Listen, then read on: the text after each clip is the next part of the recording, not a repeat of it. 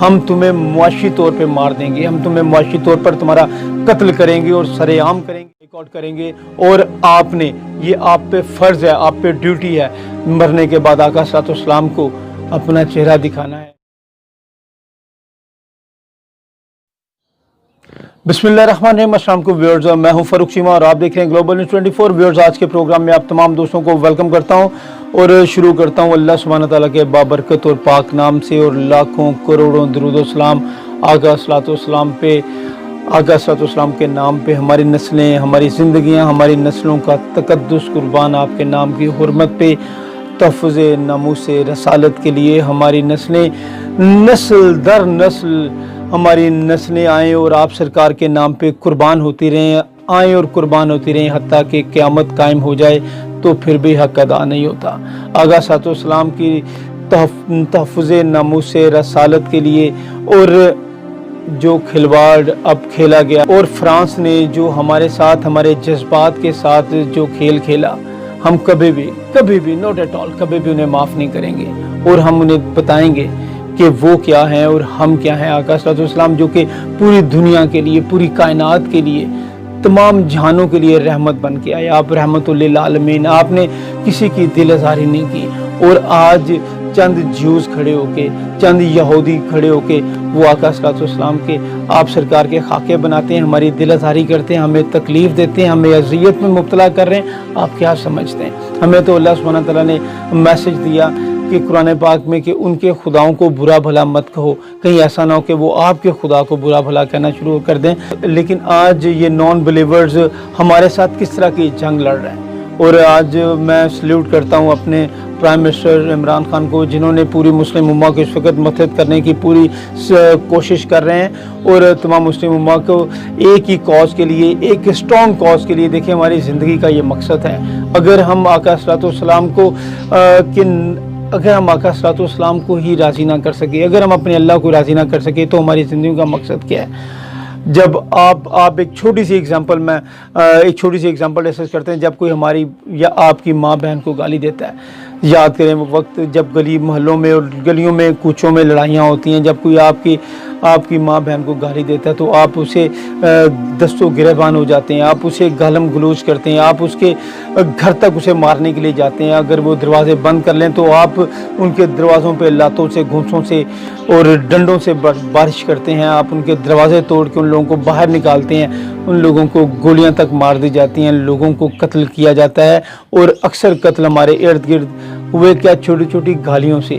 اور جب ہماری مائیں، ہماری نسلیں یہ تو آپ سرکار کی عزت پہ ہم قربان کرتے جائیں تو ہم پھر بھی حق ادا نہیں کر سکتے، اور جب بات ہو آقا صلی اللہ علیہ وسلم کی عزت کی تو پھر ہم پیچھے نہیں ہٹ سکتے۔ اب تمام مسلم امہ، اور ہمیں خوشی ہے کہ ہم یونائٹڈ ہوتے جا رہے ہیں۔ جب ہم لوگ یونائٹڈ ہوں گے تو ہماری ایک اسٹرینتھ دنیا کو پتہ چلے گی۔